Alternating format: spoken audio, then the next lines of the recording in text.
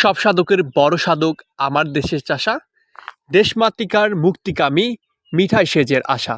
হ্যাঁ, বাংলাদেশের বড় সাধক হচ্ছে কৃষক। কারণ কৃষকরা বাঁচলে বাংলাদেশ বাঁচে, কৃষকরা হাসলে বাংলাদেশ হাসে। দেশনায়ক তারেক রহমান আগামীর বাংলাদেশের প্রধানমন্ত্রী হলে তিনি বাংলাদেশের এই অবহেলিত যে সমাজটা, যারা বাংলাদেশের মানুষের মুখে অন্ন দিয়ে থাকে, সেই কৃষক সমাজের জন্য তিনি কাজ করবেন। হ্যাঁ, তাদের জন্য কাজ করবেন। বাংলাদেশে খামারি, কৃষক, জেলে যারাই কৃষি পেশার সাথে ওতপ্রোতভাবে জড়িত, সেই মানুষগুলোর জন্য কাজ করবে। কারণ কৃষকরা মানুষের মুখে অন্ন দিয়ে থাকে, যে অন্নের শক্তিতে একটা মানুষ বা একটা পরিবার, একটা দেশ বেঁচে থাকে।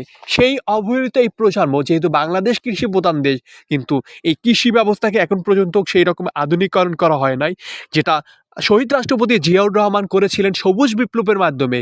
সে তার মৃত্যুর পর আবারও সেই কৃষি ব্যবস্থাটা ধ্বংসের মুখে দাঁড়িয়েছে। সেই জায়গা থেকে দেশনায়ক তারেক রহমান যদি আগামীর বাংলাদেশের প্রধানমন্ত্রী হয়, তাহলে বাংলাদেশের কৃষি ব্যবস্থাকে তিনি ঢেলে সাজাবেন এবং কৃষকদের জন্য, প্রত্যেকটা কৃষকের জন্য কৃষি কার্ডের ব্যবস্থা করবেন, যে কৃষি কার্ডের মাধ্যমে তিনি, একজন কৃষক, তার কৃষি সেবাগুলো পেয়ে থাকবেন।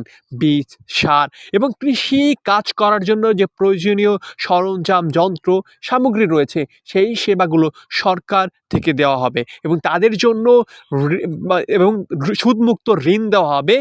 এই যে ঋণ বা এই ঋণগুলো নিয়ে তারা কৃষকরা, তারা কৃষিকাজে উজ্জীবিত হবে এবং আগামীর সবুজ এক বাংলাদেশ তৈরি করবে, যে বাংলাদেশ হবে ক্ষুধামুক্ত, দারিদ্র্যমুক্ত এবং যে বাংলাদেশ হবে খাদ্য স্বয়ংসম্পন্ন।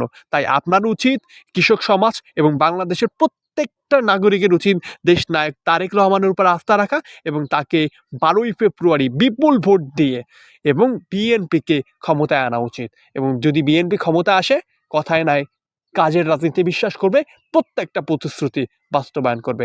অসংখ্য ধন্যবাদ সবাই।